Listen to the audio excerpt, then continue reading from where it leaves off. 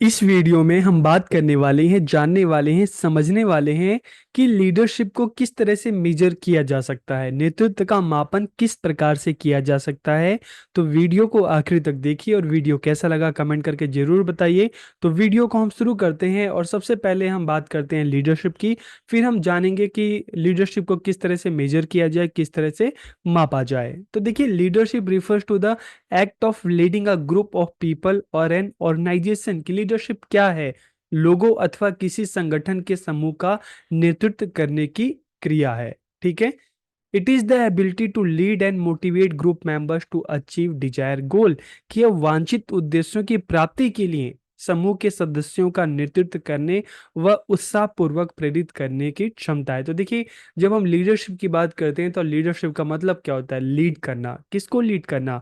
एक ग्रुप को लीड करना। मान लो आप अगर टीचर हो तो आप अपने स्टूडेंट का जो ग्रुप है उसको लीड कर रहे हैं। आप अगर प्रिंसिपल हो तो आप अपने स्कूल को लीड कर रहे हो। ठीक है। तो यहाँ पे लीड करना भी है, नेतृत्व करना भी है, और साथ ही साथ जो आपके ग्रुप मेंबर्स हैं, जो ग्रुप है, जो पूरा समूह है, उसको आप मोटिवेट भी करेंगे ताकि आप सबका जो गोल है, जो लक्ष्य है, आप उसको प्राप्त कर सके। तो यहाँ पर आपको समझ में आ गया होगा कि लीडरशिप या नेतृत्व क्या होता है। अब हम बात करेंगे कि किस तरह से लीडरशिप को मेजर किया जाए, किस तरह से इसका मापन किया जाए, इसके अलग अलग तरीके, मेथड या टेक्निक कौन कौन सी हैं। तो यहाँ पर हम 6 टेक्निक की बात करेंगे। सबसे पहले हम बात करेंगे द रेटिंग टेक्निक, रेटिंग तकनीक। उसके बाद हम नॉमिनेशन टेक्निक की बात करेंगे। फिर हम सेल्फ असेसमेंट की बात करेंगे। फिर हम बात करेंगे 360 डिग्री फीडबैक। उसके बाद परफॉर्मेंस इवैल्यूएशन। और लास्ट में हम जानेंगे असेसिंग ऑर्गेनाइजेशनल परफॉर्मेंस। तो लीडरशिप को मेजर करने की अलग अलग तरीके हैं, अलग अलग टेक्निक है। तो एक एक करके हम इन पे बात करते हैं। सबसे पहले अगर हम रेटिंग टेक्निक की बात करें तो रेटिंग टेक्निक क्या है? इस तकनीक में किसी व्यक्ति की नेतृत्व क्षमता का मूल्यांकन कुछ चुने हुए विशेषज्ञों द्वारा किया जाता है। तो यहाँ पर आपकी लीडरशिप क्वालिटी जो है उसका मापन कौन करेगा, उसको मेजर कौन करेगा? कुछ एक्सपर्ट हैं जो उसको मेजर करेंगे। This may be is superiors, colleagues and subordinates. की ये उसके वरिष्ठ भी हो सकते हैं, उसके सहकर्मी भी हो सकते हैं, उसके अधीनस्थ भी हो सकते हैं। ठीक है। मान लो आप किसी स्कूल में टीचर हो या आप किसी कंपनी में एक अच्छी पोस्ट पे हो, तो आपकी लीडरशिप का कौन आपको मेजर कर सकता है? तो इस टेक्निक की बात करें तो यहाँ पर आपके कॉलीग भी हो सकते हैं, आपसे जो सीनियर है वो भी हो सकते हैं, और आपके जो जूनियर है, जो आपके अंडर में काम करते हैं, वो भी हो सकते हैं। तो फिर इसमें किया क्या जाता है? विशेषज्ञों का कार्य व्यक्ति में मौजूद गुणों के आधार पर उसका मूल्यांकन करना होता है। ठीक है। तो जो एक्सपर्ट हैं वो क्या करेंगे? आपके अंदर जो क्वालिटी है उसके बेस पर आपका मूल्यांकन करेंगे, आपको मार्क्स देंगे। प्रत्येक विशेषज्ञ को नेतृत्व गुणों के कई विशेषणों और विशेषताओं की सूची वाला एक चेकलिस्ट दिया जाता है। Each expert is given a checklist containing a number of adjective and characteristics of leadership quality. विशेषज्ञ को यह इंगित करना होता है कि चेकलिस्ट में सूचीबद्ध किसी विशेष गुण या विशेषता की व्यक्ति में कितनी सीमा है। ठीक है। तो यहाँ पर नॉर्मल हम चेकलिस्ट देखते हैं ना, रेटिंग स्केल देखते हैं, तो मोस्टली हम देखते हैं 5 मार्क्स होते हैं। ठीक है। अगर किसी पॉइंट में आप बहुत अच्छे हैं तो आपको पूरे 5 मिलते हैं, अच्छे नहीं है तो मिनिमम क्या होता है? 0 होता है।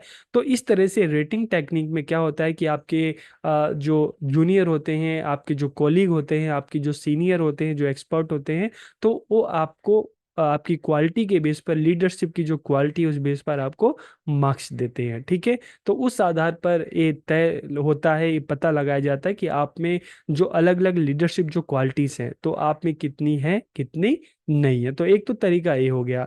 दूसरा है नॉमिनेशन टेक्निक, नामांकन तकनीक। तो ये टेक्निक क्या है? इस तकनीक में कर्मचारियों को कुछ ऐसे व्यक्तियों को नामांकित करना होता है जिन्हें वे अच्छे और बुरे नेता मानते हैं। तो यहाँ पर क्या है? मान लो आपका एक ग्रुप है। ठीक है। मान लो 30 का ग्रुप है, 40 का ग्रुप है, जैसे आपकी नॉर्मल क्लास होती है। और क्लास में बच्चों से पूछा जाता है कि अच्छा बताइए कि आप में से आपकी क्लास में से किसको हम मॉनिटर बनाएं। इसी तरह से स्कूल में भी होता है कि अच्छा चलो बताइए कि आपके स्कूल में से हेड गर्ल कौन बनेगा, हेड बॉय कौन बनेगा, क्लास कोऑर्डिनेटर कौन बनेगा। तो यहाँ पर क्या होता है, क्लास नामांकन करती है, नॉमिनेट करती है कुछ लोगों को, ठीक है। और सबसे ज्यादा सकारात्मक नामांकन पाने वाले व्यक्ति को आसानी से पहचाना जा सकता है कि वो नेता के रूप में लोगों को प्रभावित करने में सफल रहा है। तो यहाँ पर क्या होता है कि जो ग्रुप है उनमें से ही लोग कुछ मेंबर्स को नॉमिनेट करते हैं, फिर वोटिंग होती है, ठीक है। वोटिंग के थ्रू पता लगाया जाता है कि अच्छा जो पर्टिकुलर पर्सन है इसके फेवर में ज़्यादा वोट है, मतलब इसमें लीडरशिप क्वालिटी है वो अच्छी होती है। स्कूल में भी हम देखते हैं, चाहे क्लास में मॉनिटर की बात करें, चाहे हेड गर्ल हेड बॉय की बात करें, क्लास कोऑर्डिनेटर की बात करें, तो वहाँ पर भी मतलब इस तरह की टेक्निक का यूज किया जा सकता है। फिर सेल्फ असेसमेंट, स्व आकलन। नेतृत्व को मापने का एक तरीका स्व आकलन भी है, सेल्फ असेसमेंट भी है। तो यहाँ पर जब हम सेल्फ असेसमेंट की बात करते हैं ना, तो जो लोग होते हैं वो खुद को असेस करते हैं कि हमारे अंदर क्या सच में वो क्वालिटी है कि नहीं है, क्या सच में हम अपने ग्रुप को लीड कर सकते हैं कि नहीं कर सकते। तो आत्म मूल्यांकन या सेल्फ असेसमेंट से व्यक्ति को अपने नेतृत्व कौशल पर विचार करने तथा सुधार के क्षेत्रों की पहचान करने का अवसर मिलता है कि क्या मेरे अंदर लीडरशिप क्वालिटी है, क्या मेरे अंदर वो स्किल है, ठीक है। मेरे अंदर क्या कमी है, मैं उन कमियों को कैसे दूर कर सकता हूँ ताकि मैं अपने ग्रुप को और अच्छे तरीके से लीड कर सकूँ। तो एक टेक्निक क्या है, सेल्फ असेसमेंट, जो हमेशा हम अपने आप से करते हैं। और एक और टेक्निक है, क्या है, 360 डिग्री फीडबैक। 360 degree feedback. अब ये 360 डिग्री फीडबैक क्या है, नेतृत्व को मापने का ये भी एक तरीका है। 360 डिग्री फीडबैक में किसी व्यक्ति की नेतृत्व क्षमताओं के बारे में व्यापक दृष्टिकोण प्राप्त करने के लिए सहकर्मियों, अधीनस्थों और वरिष्ठ से फीडबैक एकत्र किया जाता है। तो मान लो हम स्कूल में ही चले जाते हैं, ठीक है। स्कूल में अगर स्कूल का मान लो एक प्रिंसिपल है, ठीक है। तो अब प्रिंसिपल की लीडरशिप क्वालिटी कैसी है, कैसे पता लगाया जाएगा, तो 360 डिग्री फीडबैक। तो 360 डिग्री फीडबैक का मतलब क्या है, यहाँ पर जो स्कूल में पढ़ने वाले टीचर्स हैं, ठीक है, उनसे बात करनी होगी। जो स्कूल में पढ़ने वाले बच्चे हैं उनसे बात करनी होगी। जो नॉन टीचिंग स्टाफ है, ठीक है, उनसे भी पता लगाना पड़ेगा कि क्या जो प्रिंसिपल है उनकी लीडरशिप क्वालिटी अच्छी है या नहीं है, क्या वो अपने ग्रुप को अच्छे से पूरे स्कूल को लीड कर पा रहे हैं कि नहीं कर पा रहे। और साथ ही साथ आप प्रिंसिपल से भी सीधा पूछ सकते हैं, तभी हम कहेंगे ना 360 डिग्री ओवरऑल फीडबैक। तो ये भी आपको समझ में आ गया होगा। अब हम परफॉर्मेंस इवैल्यूएशन की बात करते हैं, प्रदर्शन मूल्यांकन। तो किसी भी लीडरशिप की मतलब पता लगाने का एक और तरीका है कि भाई जो लीडर है उसकी परफॉर्मेंस कैसी है, ठीक है, वो अपने ग्रुप को ठीक से लीड कर पा रहा है कि नहीं। तो नेतृत्व को मापने का एक तरीका प्रदर्शन का मूल्यांकन करना है। प्रदर्शन मूल्यांकन से यह जानकारी मिलती है कि एक नेता वास्तविक दुनिया की स्थितियों में अपने कौशल का कितनी अच्छी तरह से प्रयोग कर रहे हैं। तो प्रदर्शन मूल्यांकन जैसे सीधा सा है कि भारत की बात करें तो यहाँ पर जो क्रिकेट है बहुत लोकप्रिय खेल है, ठीक है, हर कोई उसको पसंद करता है। अभी रिसेंटली भारत ने वर्ल्ड कप जीता है। तो यहाँ पे परफॉर्मेंस इवैल्यूएशन की अगर हम बात करें तो देखिए, Rohit Sharma as a captain पूरी टीम को लीड कर रहे थे, ठीक है। अगर राहुल द्रविड़ की बात करते हैं एज अ कोच, अपनी पूरी टीम को लीड कर रहे थे। और इससे पहले जाएं हम महेंद्र सिंह धोनी की भी बात कर लेते हैं, उन्होंने भी बहुत अच्छा लीड किया और उन्होंने अपनी लीडरशिप में वर्ल्ड कप जिताया। तो इससे क्या है, इससे परफॉर्मेंस का पता चल रहा है ना, आप जिस टारगेट को पाने के लिए काम कर रहे हो क्या आप उसको अचीव कर पा रहे हो कि नहीं। तो यहाँ पे परफॉर्मेंस की बात की जाती है।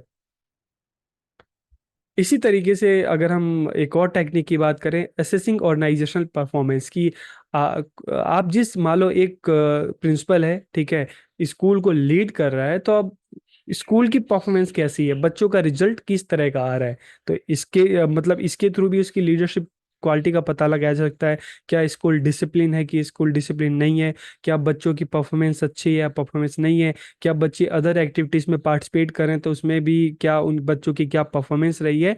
तो नेतृत्व को मापने का एक तरीका संगठनात्मक प्रदर्शन का आकलन करना है। इसके अंतर्गत संगठन के प्रदर्शन का आकलन किया जाता है कि भाई जो संगठन है, जो ऑर्गेनाइजेशन है, जो स्कूल है, जो कॉलेज है, जो बिजनेस है, जो व्यवसाय है, क्या उसकी परफॉर्मेंस किस तरह से है, वहाँ पे जो वर्कर्स है उनकी परफॉर्मेंस किस तरह से है। तो इस तरह से हम देख रहे हैं कि जो लीडरशिप है उसको मापने का, उसको मेजर करने के अलग अलग तरीके हैं। तो यहाँ पर हमने जाना कि किस तरह से लीडरशिप को मेजर किया जाए, उसका मापन किया जाए। तो आपको वीडियो कैसा लगा कमेंट करके जरूर बताइएगा। आप सबका बहुत बहुत धन्यवाद।